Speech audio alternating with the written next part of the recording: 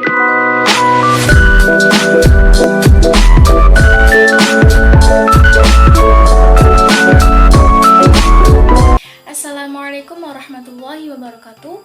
Perkenalkan, nama saya Rizka Khairunisa, NIM 32200009, jurusan Ilmu Hadis. Di sini saya akan menjelaskan mengenai analisis sanad, yaitu pengumpulan data melalui jama' al-riwayat.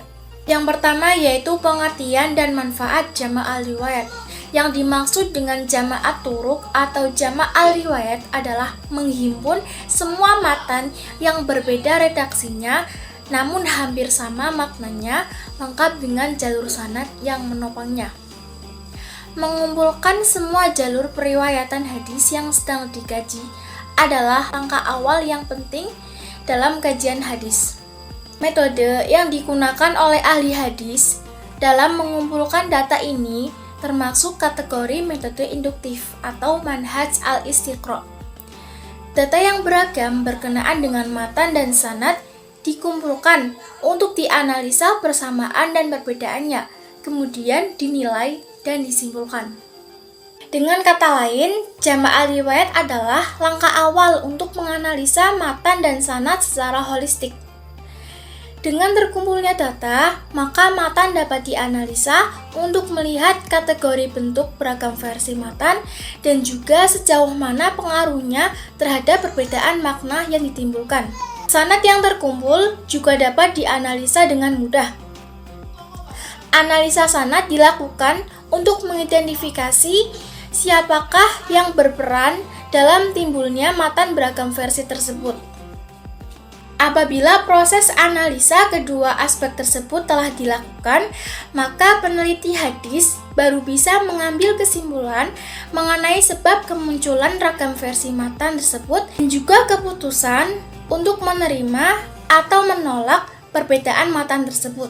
Manfaat dari jama' al-riwayat yaitu yang pertama, untuk mendapatkan data seberapa banyak jalur sanad yang menopang matan hadis, sehingga dapat ditentukan apakah hadis tersebut termasuk kategori gharib, aziz, masyhur, ataukah mutawatir.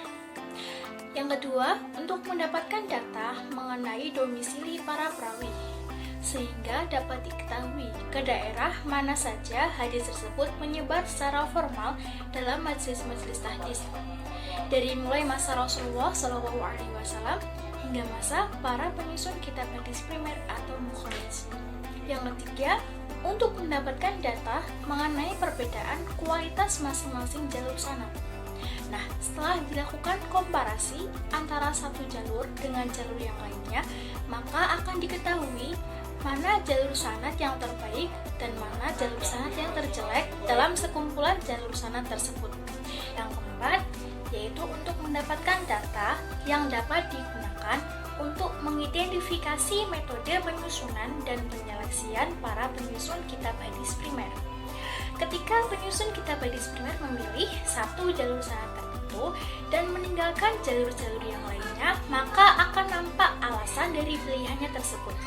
Yang kelima, yaitu untuk mengetahui perbedaan redaksi matan.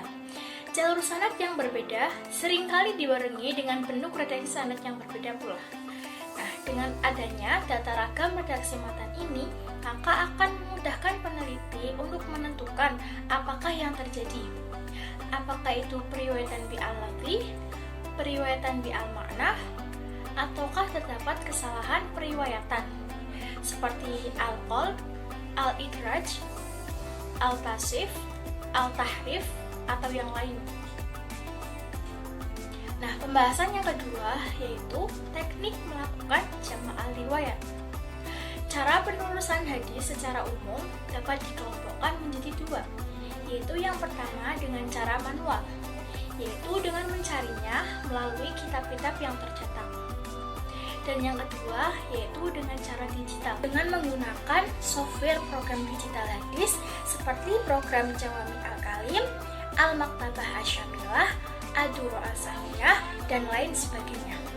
Nah, langkah berikutnya yaitu dengan menyusun nama-nama kitab tempat keberadaan hadis yang sedang diteliti, beserta dengan nama penyusunnya. Data ini sebaiknya disusun secara kronologis, dimulai dari kitab yang disusun oleh muhadis abad pertama. Lalu, diikuti kitab-kitab hadis yang disusun pada abad-abad selanjutnya. Hal ini diperlukan untuk memudahkan analisa lanjutan yang akan dilakukan.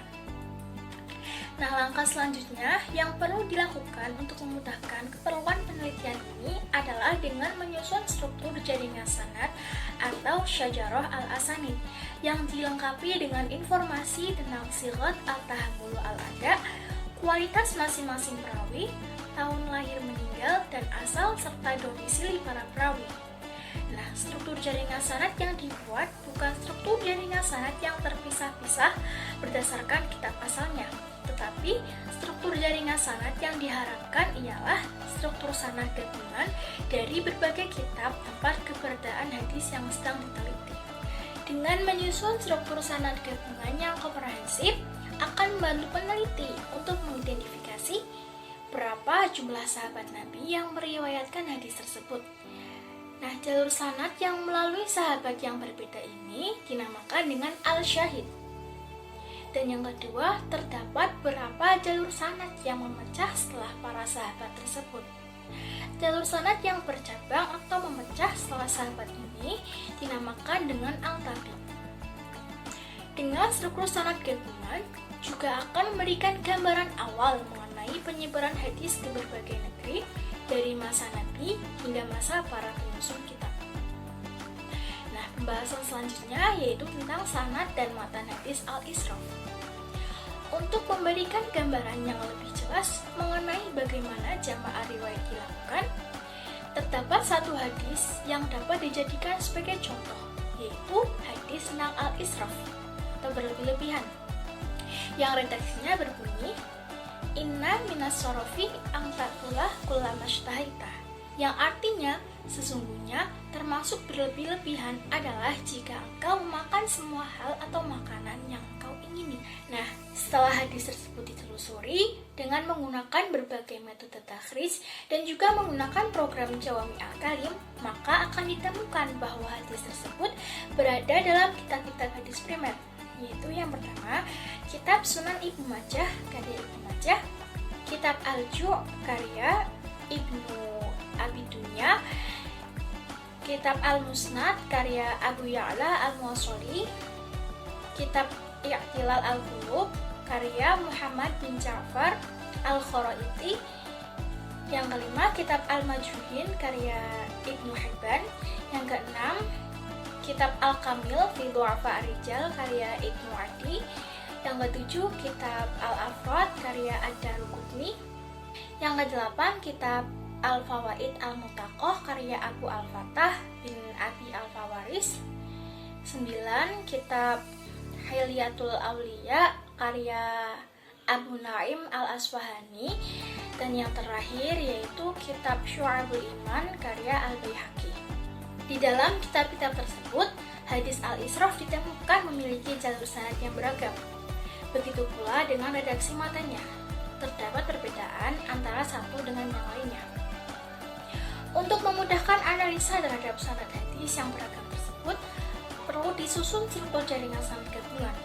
Dalam struktur sanad tersebut, diberi kode nomor jalur sanad yang disesuaikan dengan nomor jalur sanad yang terdapat dalam data sanad dan matan yang disusun secara kronologis. Ini dilakukan untuk memudahkan peneliti ketika akan membandingkan struktur sanad dengan data sanad dan matan yang disusun secara kronologis. Dalam pembahasan ini, struktur sanad dibikin menjadi dua, yaitu yang pertama struktur sanad yang mencantumkan nama-nama perawi dan sirat at-tahammul wa al-ada, dan yang kedua struktur sanad yang dilengkapi dengan keterangan kualitas perawi, asal daerah, dan tahun lahir meninggal para perawi. Dua bentuk struktur ini juga bisa digabung menjadi satu. Data yang terkumpul dalam bentuk struktur jaringan sanad tersebut merupakan objek analisa yang menarik dalam kajian hadis. Nah, setidaknya ada 3 hal yang dapat dilakukan peneliti terkait dengan struktur jaringan sanad tersebut, yaitu yang pertama, untuk menganalisa kualitas masing-masing jalur sanad dan membandingkan antara satu dengan yang lainnya. Yang kedua, menganalisa ragam redaksi matanya. Dan yang ketiga, menganalisa penyebaran periwayatan hadis secara formal di berbagai daerah Islam. Nah, itulah tadi teman-teman pembahasan yang bisa saya sampaikan. Semoga pembahasan ini dapat bermanfaat untuk kita semua. Sekian dari saya, kurang lebihnya mohon maaf. Wabillahi taufiq wal hidayah. Wassalamualaikum warahmatullahi wabarakatuh.